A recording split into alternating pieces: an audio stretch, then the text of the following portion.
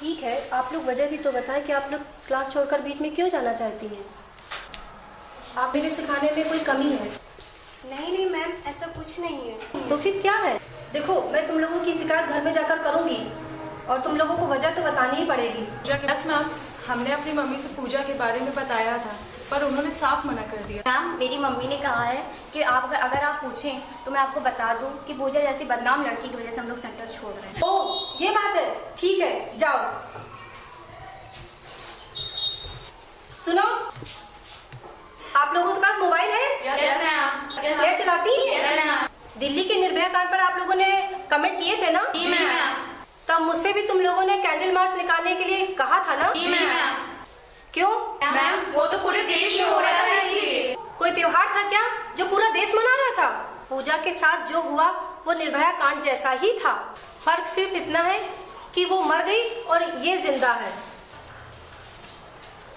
अगर कल को तुम में से किसी के साथ भगवान न करे ऐसा कोई हादसा हो जाए तो क्या तुम लोग खुद को दोषी मानोगी? मैम, कुछ ना कुछ दोस्त तो होता ही है। बड़ी बदतमीज हो, जाओ दफा हो जाए यहाँ से। और तुम में से जो जाना चाहे चली जाए, मैं पूजा को अकेले ही सिखा लूंगी। देखो, पूजा से मेरी कोई रिश्तेदारी नहीं है। मैं तो सिर्फ इतना चाहती हूँ कि कुछ देर पूजा यहाँ रहेगी तो उसका मन बहलेगा। मैम, ये तीनों लोग तो खुद ही बहुत बदला की वजह से ही हमारे भाइयों ने हमें यहाँ आने से मना किया। मैंने खुद इन लोगों को। हेलो जाने मन, कैसी हो? क्या इरादा है? अपनी बहन को समझाया? अगर अपनी खैरियत चाहती हो तो अपने घर वालों को समझाओ। ज्यादा नेता नगरी ना करें, नहीं तो तुम्हारे साथ भी वही होगा जो तुम्हारी बहन के साथ हुआ है। क्या हुआ? क्या बात है भाई, बड़ी देर से खामोश हो? ना मुझे डांटा और ना बच्चों को। अरे हुआ क्या है भाई? अम्मा ने कुछ कहा है क्या? नहीं, ये सेंटर में एक नई लड़की आई हुई है। उसके साथ कुछ दिन पहले बलात्कार की एक घटना हुई थी। उसके आने से बाकी लड़कियों के घर वालों को ऐतराज है। वे सेंटर छोड़ रही हैं। 3 लड़कियां आज ही सेंटर छोड़ गई। मामला तो गंभीर है। एक ही लड़की के सहारे सेंटर तो नहीं चल सकता और मैं उसे। ओके, परेशान मत हो, कोई रास्ता निकलेगा। कुछ समझ में नहीं आ रहा। क्या? देखो, एक दोस्त है मेरे जो ऐसे मामलों में सलाह देने का काम करते हैं। उसे क्या कहते हैं? हाँ, काउंसलर। मैं उनसे बात करूंगा।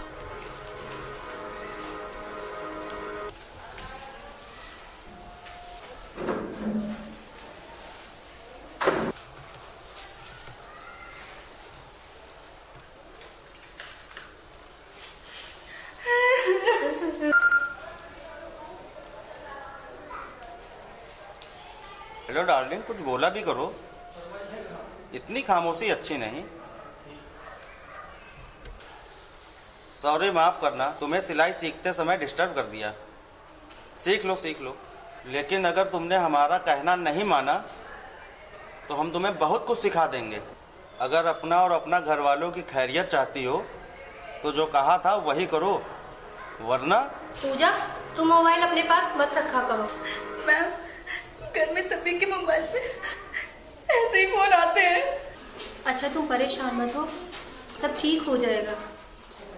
लोफड़ है सब। जी आपसे कोई बात हुई थी? जी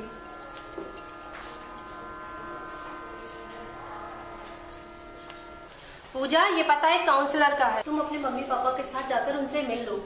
सेंटर का रेफरेंस बोल देना, फीस नहीं पड़ेगी। हाँ, वो जो सलाह दे उसे गंभीरता से लेना, ठीक? देखो बड़ो, जैसा कहा जा रहा है वैसा करो। बुढ़ापे में ज्यादा भागदौड़ अच्छी नहीं।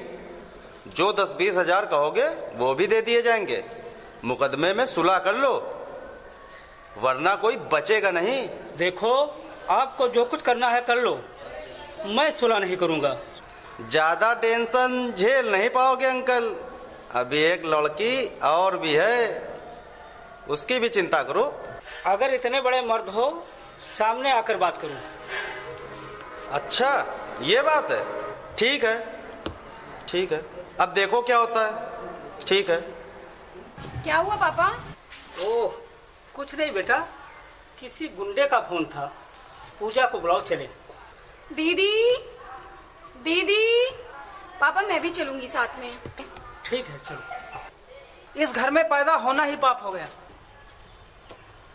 सब इसी की वजह से है। ये उसी दिन मर गई होती तो ठीक था। चुप रहो बदतमीज, तुझे शर्म नहीं आती? चलो बेटा। ये सर, एफआईआर लिखाने से कुछ नहीं होगा। वो लोग बहुत पावरफुल आदमी हैं। देखिए गुप्ता जी, दरअसल आप बिना कुछ किए ही नतीजे पर पहुंच रहे हैं। अरे पहले कुछ कीजिए तो। मैं अपनी वाइफ की तरफ से अगर एप्लीकेशन दिला दूं तो? क्यों, आपको डर लगता है? सर, मैं नौकरी पेशा आदमी हूँ, ज्यादा भाग दौड़ नहीं कर सकता। देखिए, दौड़ भाग तो करनी ही पड़ेगी, वरना क्या मुसीबत है। मैं तो हमेशा शराफत और ईमानदारी से जीता हूँ। अपनी मेहनत की कमाई से जमीन खरीदा, पूरे पैसे दिए, इसके बाद भी। देखिए गुप्ता जी, मेहनत, शराफत, ईमानदारी से जीना आजकल सजा भुगतने जैसा है। ये राष्ट्रीय समस्या है। दलाली, मक्कारी और बेईमानी से जीना ये आजकल राष्ट्रीय आदर्श हो गया है। मगर बेईमानी, मक्कारी और दगाबाजी मेरे बस की बात नहीं है। मैं ये किसी के साथ नहीं कर सकता। कोई बात नहीं, मेहनत, ईमानदारी, शराफत से जीना थोड़ा मुश्किल जरूर है, लेकिन मजेदार भी है। बस खुद में थोड़ा सा आत्मविश्वास पैदा कर लीजिए, फिर देखिए। मैं आपके पास बड़ा विश्वास से आया था सर। ठीक है, आप परेशान ना हो, जैसा आपको बताया है वैसा ही कीजिए, फिर परिणाम देखिएगा। ओके? ठीक है। अब सर,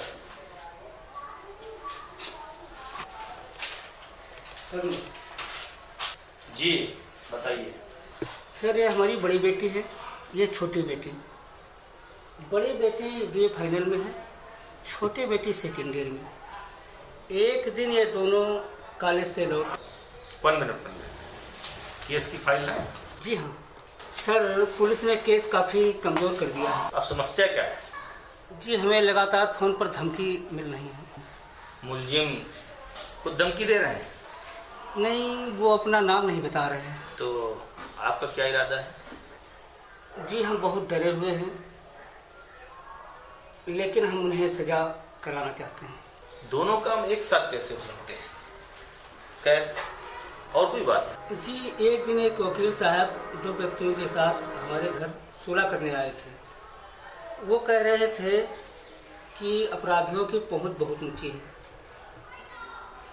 आपका सामूहिक बलात्कार साबित नहीं हो पाएगा, केस बहुत ही कमजोर है। वो पैसे की भी बात कर रहे थे। तो आपकी कितनी डिमांड है? आप क्या बात करते हैं साहब?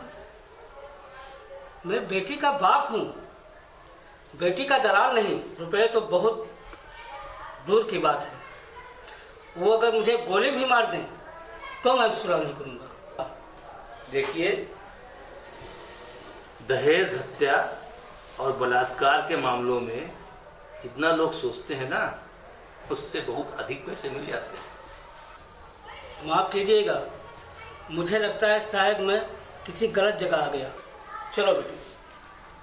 अरे बैठिए बैठिए, बुरा मत मानिए, ये मेरा तरीका है।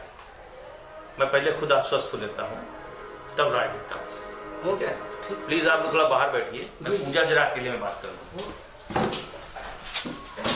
हाँ तो पूजा जी, आप क्या चाहती हैं? जी मैं मर जाना चाहती हूँ। Very good. किस तरह से मरना चाहती हैं? जी मेरा मतलब मैं कुछ तरीके मैं भी आपको बता सकता हूँ। जी, लेकिन आप तो। हाँ, मैं सलाह देता हूँ, लेकिन उन लोगों को जो जीना चाहते हैं। आपने तो मरने का प्लान कर रखा है, आपको मेरी नहीं, यमराज की जरूरत है। आप मेरी मजबूरी नहीं जानते हैं। ओह, आई एम सॉरी। प्लीज बताइए बताइए, प्लीज अपनी मजबूरी बताइए। देखिए, सारी समस्या की जड़ मैं ही हूँ। ओके, मैं समझ गया।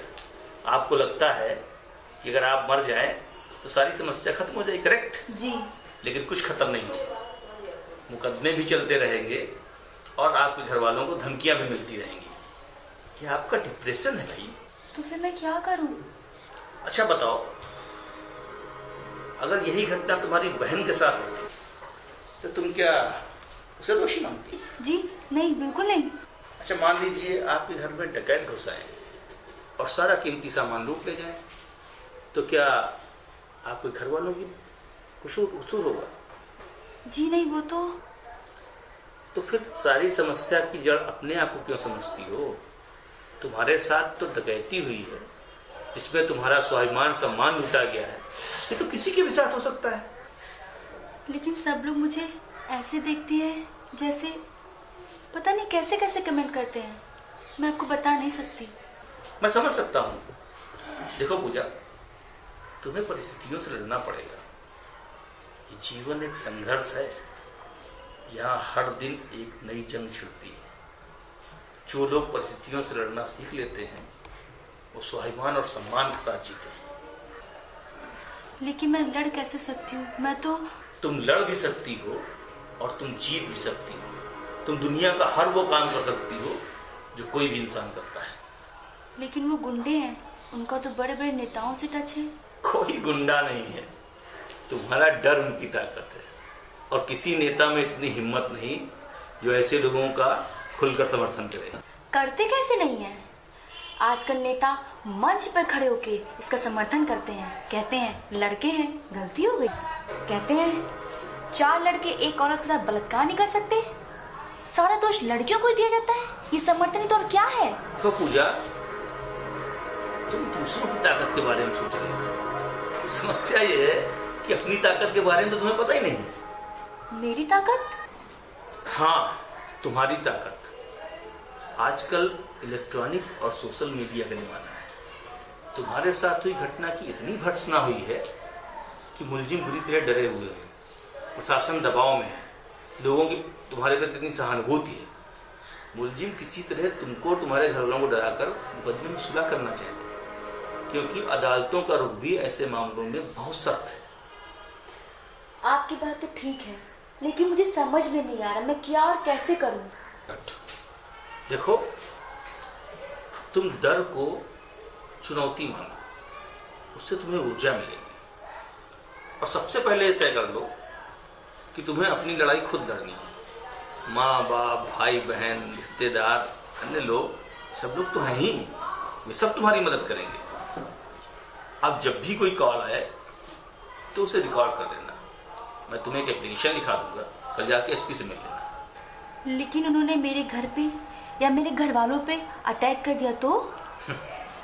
तो उससे पहले तुम उन पे अटैक कर दो। जी हाँ, देखो, मान लो तुम स्कूल जा रही हो। देखो पूजा, जो डरता है सिर्फ उसे ही डराया जा सकता है। लेकिन मैं अटैक कैसे? मान लो तुम रास्ते में जा रही हो, कुछ लफंगे टाइप लोग मिल गए और वो तुम पर कमेंट करने लगे, तब तुम क्या करोगे? जी जी मैं क्या कर सकती हूँ, मैं तो चुपचाप अपनी राह से चलती रहूंगी। नहीं, तुम उनमें से किसी एक पर बिना कुछ सोचे समझे झपट पड़ो। जी? और जिस क्षण तुम ऐसा करोगी उस क्षण तुम्हारा डर ट्रांसफर होके उन लफंगों में चला जाएगा। और अगर ऐसा नहीं हुआ तो मैं उसी दिन से लोगों को राय देने का काम बंद कर दूंगा। लेकिन हाँ, ये बात तुम किसी से डिस्कस नहीं करोगे, ओके? जी। आइए आइए, देखिए देखिए, पूजा से मेरी बात हो गई है, अब डरने की कोई जरूरत नहीं। पूजा थोड़ा डिप्रेस है, इन्हें किसी डॉक्टर को दिखा लीजिए, सब ठीक हो जाएगा। मैंने फाइल देख ली है, मुझे पूरा विश्वास है कि इस मुकदमे में सर्दियां सजा होगी। बस आप डटे रहिएगा। लेकिन सर फोन कॉल। दिलचस्प बात मालूम क्या है? आप सोच रहे हैं कि आप डरते हैं, जबकि असल में वो लोग आपसे बुरी तरह डरे हुए हैं। डरा हुआ व्यक्ति ही दूसरे को डराता है, समझे? बहुत बहुत धन्यवाद आपका, आपने हमारी। धन्यवाद मुझे नहीं, सेंटर वाली मैडम को ही है, ओके?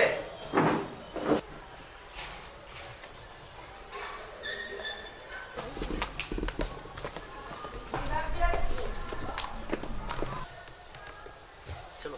हाय हाय, क्या चाल है, चलती क्या खंडाला। हाय, धूप में निकला न करो रूप की रानी, छाता लगा दूं क्या?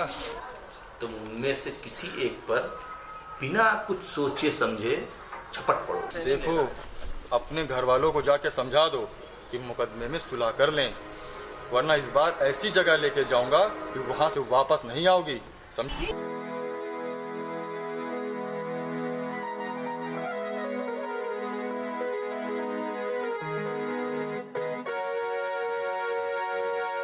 हेलो इंस्पेक्टर कोतवाली जी।